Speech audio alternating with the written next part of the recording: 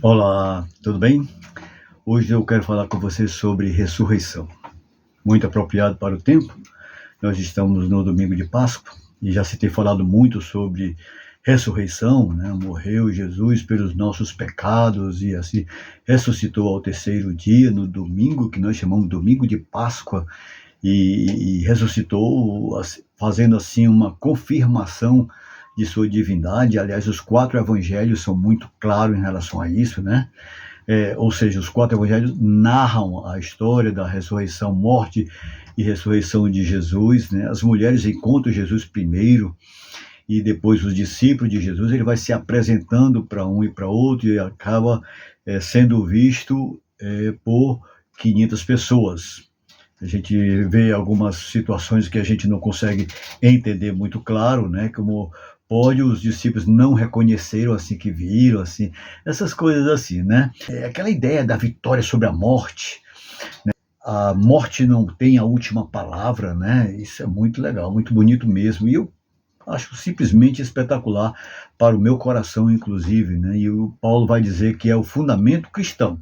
Paulo vai dizer assim: olha, se Cristo não ressuscitou, a fé de vocês é vã, né?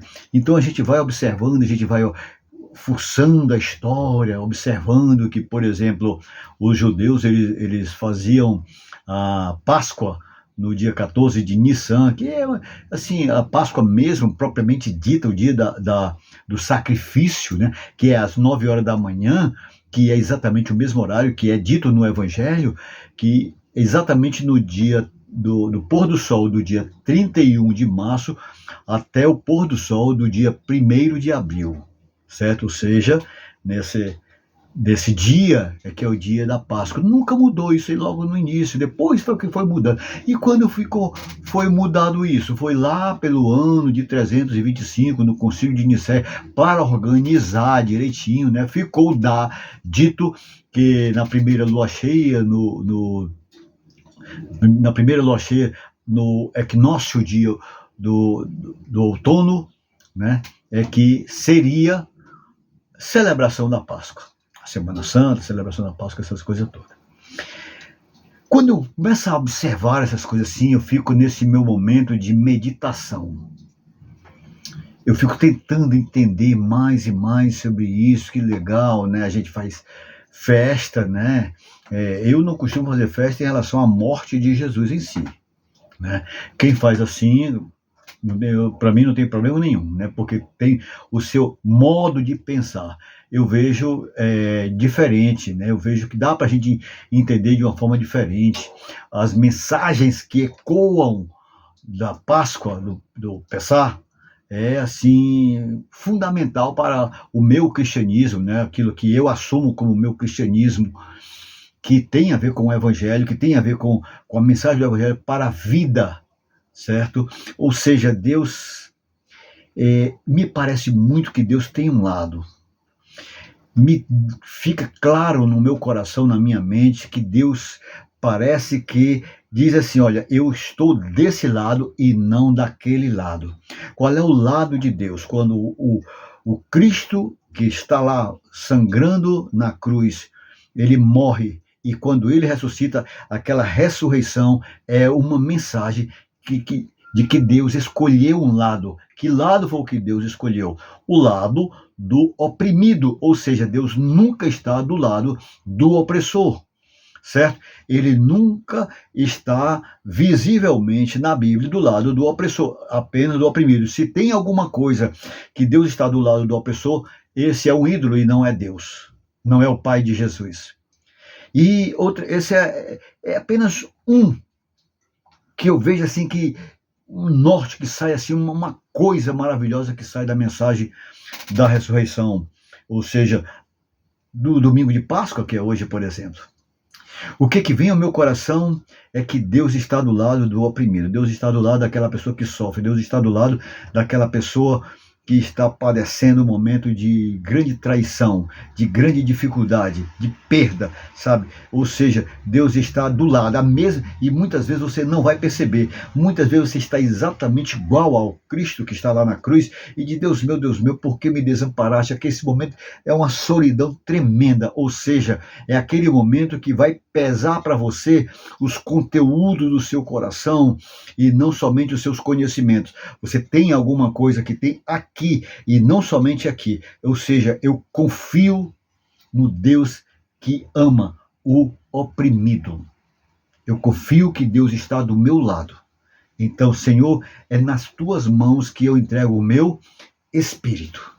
Aí tem aquele dia de silêncio, né, que é o sábado, e ao amanhecer é que surge assim um novo momento, um novo raiar de sol, um novo clarear, um novo dia para frente, para a eternidade, para um dia que é espetacular, um dia que não mais está contabilizando uma morte, mas uma vida. Por isso, eu celebro sempre a vida e não a morte. Em primeiro lugar, Deus tem um lado, e esse lado é o lado do oprimido e nunca o lado do opressor.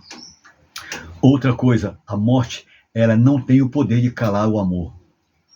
A morte, ela não cala o amor. A perda, ela não cala o amor. Estou machucado, mas o amor vence. Estou deprimido, mas o amor me abraça. Eu estou sufocado aqui, aquele nó na garganta, mas alguém chega com seus braços de amor para dizer: o amor vence, o amor cura. O amor é um bálsamo que traz alívio para a minha alma, para o meu coração, para o meu momento ruim. E em terceiro lugar, é que a ressurreição, ela é vida, que diz, a morte, ela não tem a última palavra. Ou seja, é a esperança que segue, é a vida que segue. Ainda tem muito chão pela frente. Ou seja, nada cala a vida. Pode até calar o corpo, pode até machucar o corpo, pode até machucar as entranhas da gente, sabe? Muitas vezes eu quero te dizer uma coisa e às vezes eu nem consigo dizer.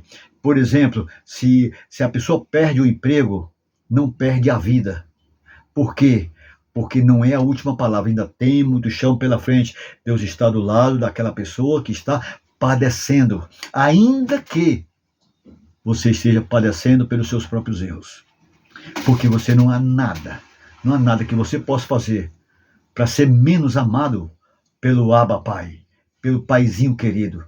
Não há absolutamente nenhum mal que você possa fazer de tão estranho que você deixe de ser menos amado. Você deixe de ser menos amado pelo Abba, pelo Pai querido que nós temos, pelo Pai de Jesus Cristo, que lá estava sendo representando todo o nosso sofrimento, toda a nossa dor, toda a nossa dificuldade por causa dos nossos erros, por isso pecados, por causa dos nossos desacertos, por isso traições dos outros para com a gente. A ressurreição, ela é vida que segue. Você não morreu, você está passando de nível, mudando de nível. Você perdeu seu emprego, mas não perdeu a sua vida. Então é vida que segue. Você pode ter perdido o seu amor, você pode ter perdido algum ente querido, você pode estar sofrendo, você pode estar amargurado, você pode estar se sentindo pior de todas as pessoas do mundo, pode estar dizendo: Senhor, por que o Senhor me desampara? Por que eu estou me sentindo tão sozinho, tão solitário? A ressurreição é te dizendo que há esperança, que há vida. Você pode ter perdido o teu nome, pode ter perdido o teu amor, pode ter perdido a tua saúde, pode ter perdido alguns dias, pode ter perdido um monte de coisa. Mas uma coisa você nunca perde, é o amor de Deus para a sua vida. Sabe, quando eu vejo a ressurreição, eu vejo que está renascendo, é um renascimento, é um chamado de Deus para uma novidade de vida. Tudo se faz novo, ou seja, pode ter morrido até mesmo a própria carne, mas o legado do amor, o cuidado de Deus, a vida continua construindo, fazendo a sua história, mas o amor permanece, o amor te chama para a novidade de vida, sabe? Se vocês estão procurando o vivo entre os mortos. Que é isso? A coisa não se acaba por aqui. Lá no capítulo 3 de Atos, né? Você vai ver que Jesus já estava fazendo as coisas acontecer através dos outros. É a vida que segue. Às vezes não segue por minha causa, eu vou vir a faltar um dia desses, sabe?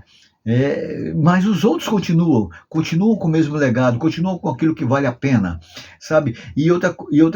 Outras vezes acontece de eu estar me perdendo na vida, mas eu tenho peraí, eu tenho que botar essa pedra que está me prendendo a vida para fora. Então, nós temos mensageiros de Deus, nós temos seres de Deus que nos ajudam a retirar essa pedra para que a gente possa seguir adiante uma nova vida, ressurreto, porque a Bíblia diz claramente que em Cristo nós morremos e ressuscitamos. Em Cristo nós temos vida. E o próprio Jesus disse: eu sou a ressurreição e a vida, e aquele que está em mim, ainda que esteja morto, viverá. Você pode estar acabado, arrasado, se sentindo consumido pela vida, mas ainda assim, nele nós vivemos. É uma vida diferente, é uma vida para frente, é uma vida de coragem, é uma vida que tem esperança, de luta, mas também de vitória, de muitas vezes tropeço, mas também de soerguimento. Para frente é que se vai.